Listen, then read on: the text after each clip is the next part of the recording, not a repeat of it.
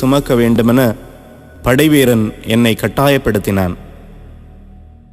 முதலில் விருப்பமில்லாமல் இருந்தாலும் அவர் முகத்தில் இரத்தமும் வியர்வையும் போட்டி போட்டு வெளிவருவதை பார்த்து சற்று இரக்கப்பட்டேன். அவர் பின்புறம் சென்று சிலுவையை மெதுவாக தூக்கினேன். அவர் முகத்தில் இனிய புன்னகை பூத்தது. அவர் வாய் பேசவில்லை, ஆனால் அவர் கண்கள் பேசின. அவருடைய அன்பு நிறை புன்னகையை என்றும் என்னால் மறக்க முடியாது. தோழர்களே, இயேசுவின் அன்பையும் ஆதரவையும் பெற்று குணம் பெற்றுள்ள நீங்கள் ஏழை எளிய மக்களை என்று சமூக அடிமைத்தனத்திலிருந்து மீட்கப் போகிறீர்கள்.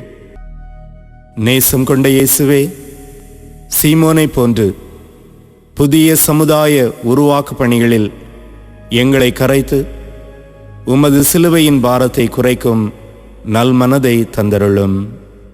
எங்கள் பேரில் தயவாயிரும் சுவாமி, எங்கள் பேரில் தயவாயிரும். எங்கள் பேரில் தயவாயிரும் சுவாமி, எங்கள் பேரில் தயவாயிரும். மரித்த விசுவாசிகளுடைய ஆத்மாக்கள் சர்வேஸ்வர இரக்கத்தினால் நித்திய சமாதானத்தில் இளைப்பாற கடவது.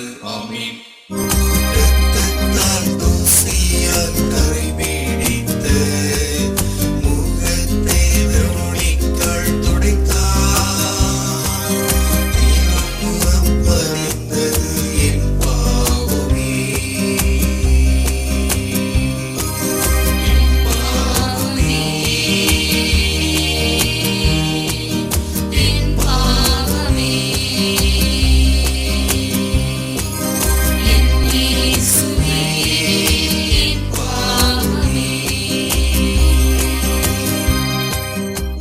ஆறாம் நிலை.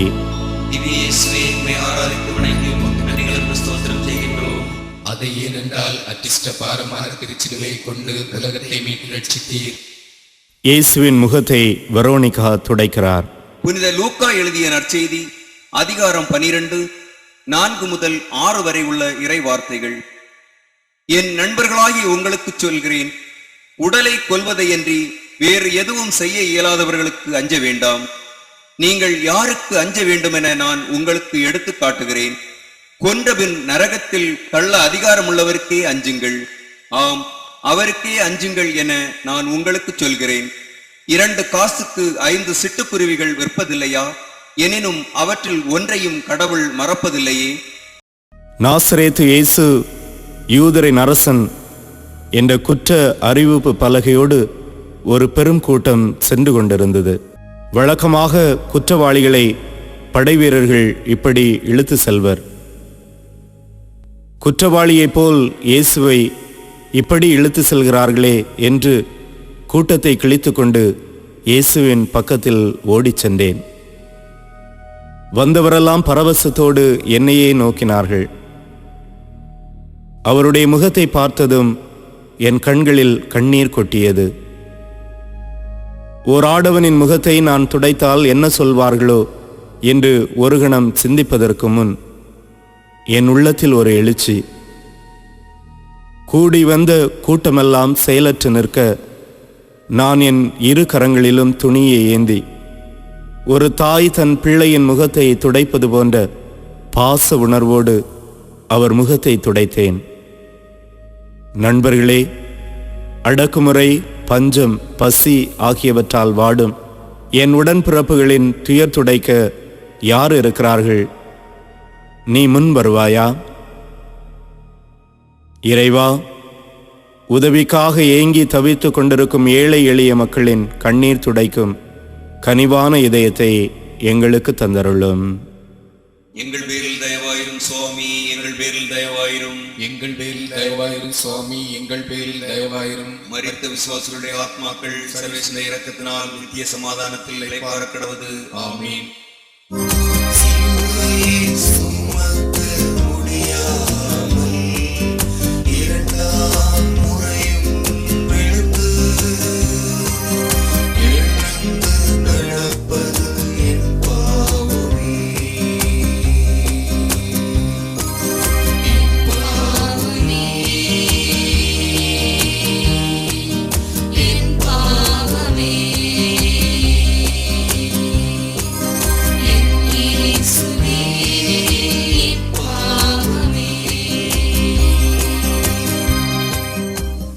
ஏழாம் நிலை. திவ்ய இயேசுவே, உம்மை ஆராதித்து வணங்கி உமக்கு நன்றிகள் என்று ஸ்தோத்திரம் செய்கின்றோம். அதை ஏனென்றால் அற்றிஷ்ட பாரமான திருச்சிலுவை கொண்டு உலகத்தை மீட்டு ரட்சித்தீர். இயேசு இரண்டாம் முறை கீழே விழுகிறார். இறை வார்த்தை எசாயா நூல் அதிகாரம் 54 4 முதல் 5 வரை உள்ள இறை வார்த்தைகள். அஞ்சாதே, நீ அவமானத்திற்குள்ளாக மாட்டாய். வெட்கி நாணாதே, இனி நீ இழிவாக நடத்தப்பட மாட்டாய். உன் இளமையின் மானக்கேட்டை நீ மறந்து விடுவாய். உன் கைமையின் இழிநிலையை இனி நினைக்க மாட்டாய். ஏனெனில் உன்னை உருவாக்கியவரே உன் கணவர், படைகளின் ஆண்டவர் என்பது அவர்தம் பெயராம். இஸ்ராயேலின் தூயவரே உன் மீட்பர், உலகம் முழுமைக்கும் கடவுள் என அவர் அழைக்கப்படுகின்றார். நான் இரண்டாம் முறை மீண்டும் விழுந்து விட்டேன். விழுவது எனக்கு ஒரு குறையாக படவில்லை. காரணம், மீண்டும் எழுந்து நடந்து விடலாம் என்கிற நம்பிக்கை எனக்கு இருக்கிறது. ஒவ்வொரு முறை விழுந்து எழும்பொழுதும் ஒரு புதிய பாதையும் பயணமும் தொடர்வது போன்ற நம்பிக்கை என் உள்ளத்தில் ஊற்றெடுக்கின்றது. திரும்ப திரும்ப விழுந்தாலும் தூக்கிவிட யார் வருவார் என்று ஏங்கிக் கொண்டிருக்காமல் எழுந்து நடக்க எனக்கு ஆற்றல் உண்டு என்கிற சக்தியும் எழுச்சியும் எனக்கு நம்பிக்கை தருகிறது. நண்பா, சமுதாய பணிகளில் ஏற்படும் சறுக்கல்களிலே மனம் சோர்ந்து விடாமல், விழுவதும் எழுவதும் வாழ்வின் நியதி என்பதை உணர்ந்து பயணத்தை பாதியில் நிறுத்தி விடாமல் துணிச்சலோடு முன்னோக்கி செல். பிறர் மீது தவறான குற்றச்சாட்டுகளை வைத்து தப்பு கணக்குகள் போட்டு அவர்களின் நட்பெயரை கெடுக்கும் தவறான செயல்களிலிருந்து எங்களை விடுவித்தருளும். எங்கள் பேரில் தயவாயிரும் சுவாமி, எங்கள் பேரில் தயவாயிரும். எங்கள் பேரில் தயவாயிரும் சுவாமி, எங்கள் பேரில் தயவாயிரும். மரித்த விசுவாசிகளுடைய ஆத்மாக்கள் சர்வேஸ்வர இரக்கத்தினால் நித்திய சமாதானத்தில் இளைப்பாற கடவது. ஆமீன்.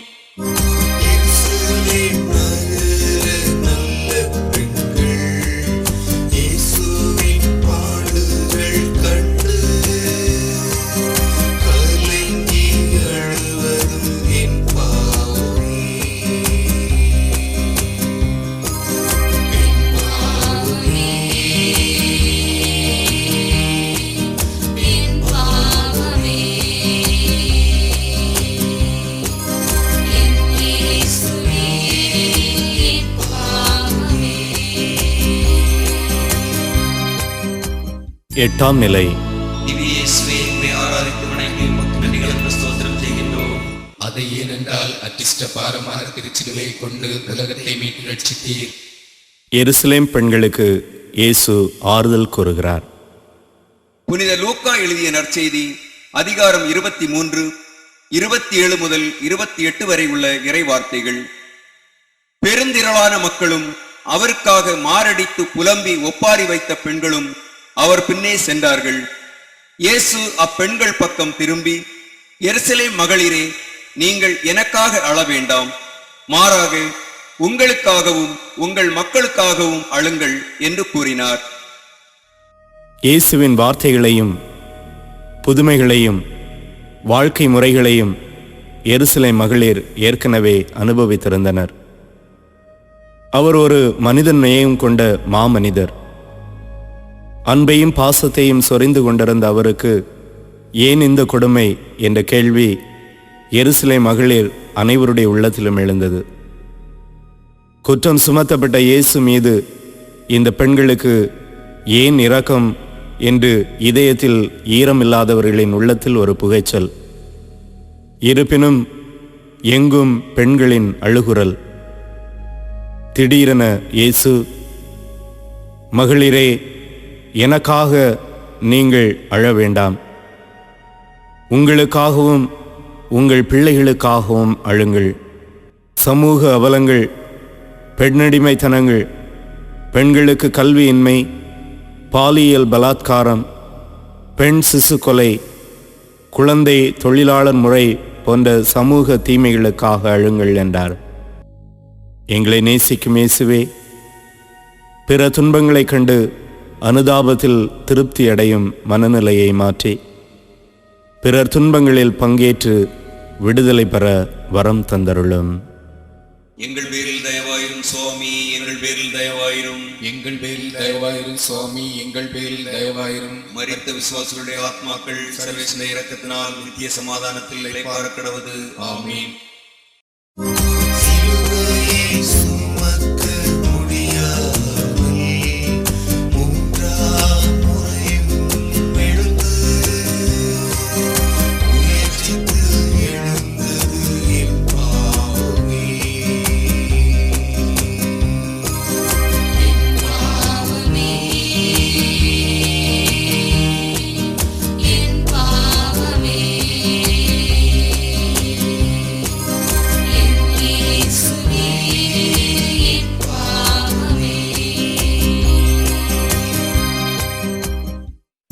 ஒன்பதாம் நிலை.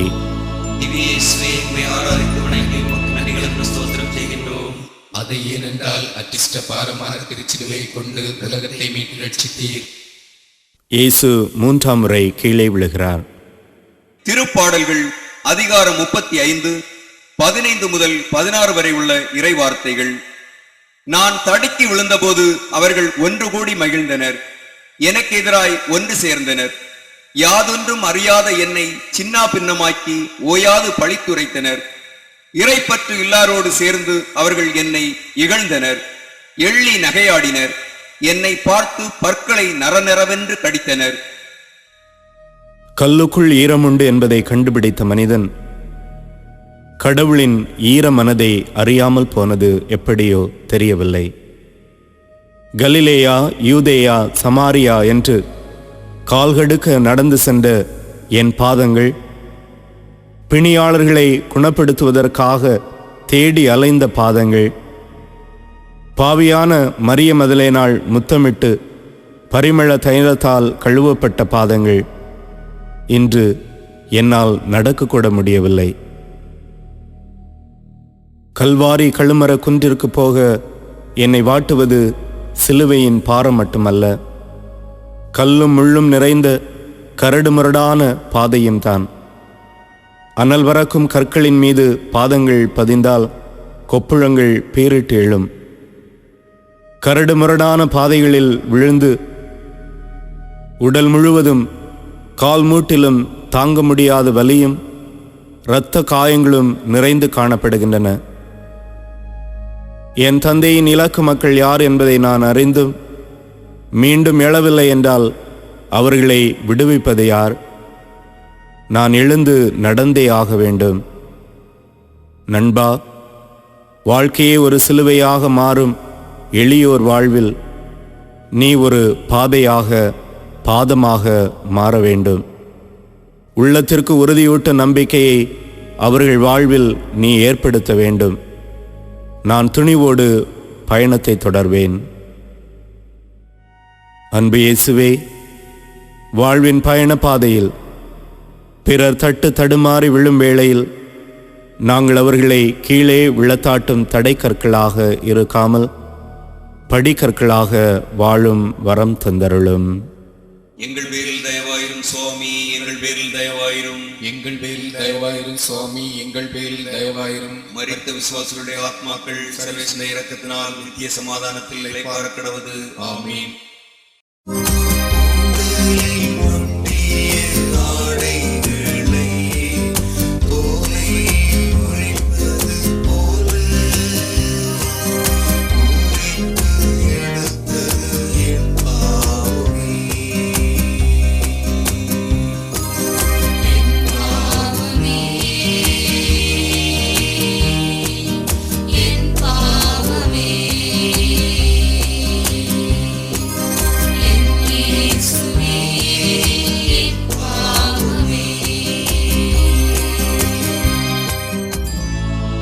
பத்தாம் நிலை. திவ்ய இயேசுவே, உம்மை ஆராதித்து வணங்கி உமக்கு நன்றிகளுக்கு ஸ்தோத்திரம் செய்கின்றோம். அதை ஏனென்றால் அற்றிஷ்ட பாரமான திருச்சிலுவை கொண்டு உலகத்தை மீட்டு ரட்சித்தீர். இயேசுவின் ஆடைகளை களைகிறார்கள்.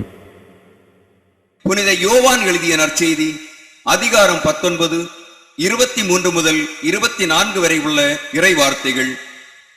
இயேசுவை சிலுவையில் அறைந்த பின் படைவீரர் அவருடைய மேலுடைகளை 4 பாகமாக பிரித்து ஆளுக்கு ஒரு பாகம் எடுத்துக்கொண்டார்கள். அங்கியையும் அவர்களே எடுத்துக்கொண்டனர். அந்த அங்கி மேலிருந்து கீழ்வரை தையலே இல்லாமல் நெய்யப்பட்டிருந்தது. எனவே அவர்கள் ஒருவரை ஒருவர் நோக்கி, அதை கிழிக்க வேண்டாம், அது யாருக்கு கிடைக்கும் என்று பார்க்க சீட்டு குலுக்கி போடுவோம் என்றார்கள். என் ஆடைகளை தங்களுக்குள் பகிர்ந்து என் உடை மீது சீட்டு போட்டார்கள் என்னும் மறைநூல் வாக்கு இவ்வாறு நிறைவேறியது. எனது வாழ்வில் இத்தனை அவமானங்கள் ஏன் எழ வேண்டும்?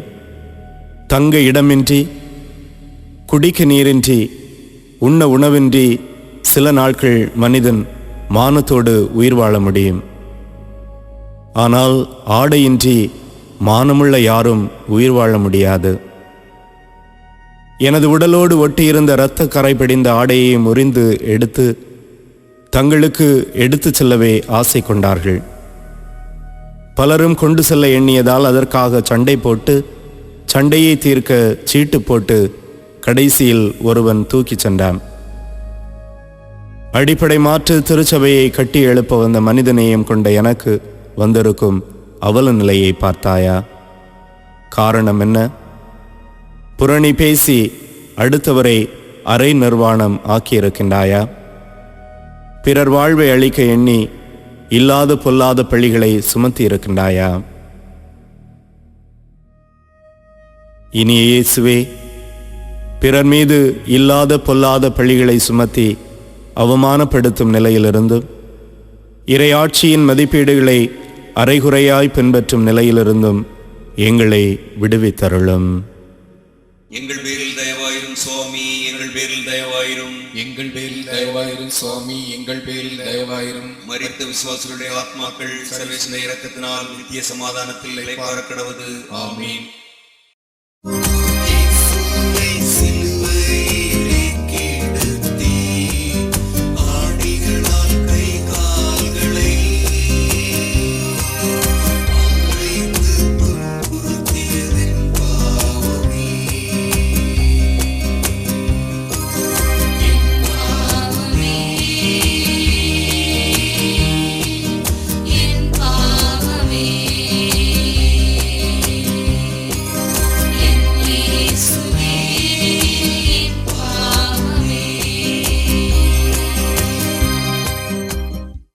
பதினொன்றாம் நிலை. இயேசுவே, உம்மை ஆராதித்து வணங்கி உமக்கு நன்றிகளுக்கு ஸ்தோத்திரம் செய்கின்றோம். அதை ஏனென்றால் அற்றிஷ்ட பாரமான திருச்சிலுவை கொண்டு உலகத்தை மீட்டு ரட்சித்தீர். இயேசு சிலுவையில் அறையப்படுகிறார். புனித லூக்கா எழுதிய நற்செய்தி அதிகாரம் 23 இறைவசனம் 33. மண்டை ஓடு எனப்படும் இடத்திற்கு வந்ததும் அங்கே அவரையும் வலப்புறம் ஒருவனும் இடப்புறம் ஒருவனுமாக அக்குற்றவாளிகளையும் அவர்கள் சிலுவையில் அறைந்தார்கள். எனது கரங்களில் அறையப்பட ஆணிகள் கூட மறுப்பு தெரிவித்திருக்கும். வாய்ப்பு கிடைத்திருந்தால் ஓடி ஒளிந்திருக்கும். கசாப்பு கடையில் வெட்டப்படுகின்ற செம்மறி ஆட்டை போல என்னை சிலுவை மரத்தின் மீது கிடத்தி புதுமைகள் செய்த என் கைகளையும், வீதி வீதியாய் சென்று இறை ஆட்சியை முழக்கம் செய்த என் கால்களையும் ஆணிகளால் அடித்து துளைத்தார்கள். அரைந்த ஆணியை விட்டு நான் வெளியே வர நினைத்தால் உங்களுடைய லட்சியமில்லா வாழ்வாலும், போட்டி பொறாமையாலும், போதை பொருட்களாலும் மேலும் மேலும் என்னை சிலுவையில் ஓங்கி அறைகிறீர்களே. இத்தகைய அவலங்களின் விஷ ஆணிகளை உடனே அப்புறப்படுத்துங்கள். காயங்களை குணப்படுத்தும் இயேசுவே, நாங்கள் எங்களிடம் உள்ள வஞ்சகம், சூழ்ச்சி, பொறாமை போன்ற சுயநல எண்ணங்களிலிருந்து விடுதலை பெற்று உம்முடலில் மீண்டும் காயங்களை ஏற்படுத்தாமல் இருக்கும் வரம் தந்தருளும். எங்கள் பேரில் தயவாயிரும் சுவாமி, எங்கள் பேரில் தயவாயிரும். எங்கள் பேரில் தயவாயிரும் சுவாமி, எங்கள் பேரில் தயவாயிரும். மரித்த விசுவாசிகளுடைய ஆத்மாக்கள் சர்வேஸ்வர இரக்கத்தினால் நித்திய சமாதானத்தில் இளைப்பாற கடவது. ஆமீன்.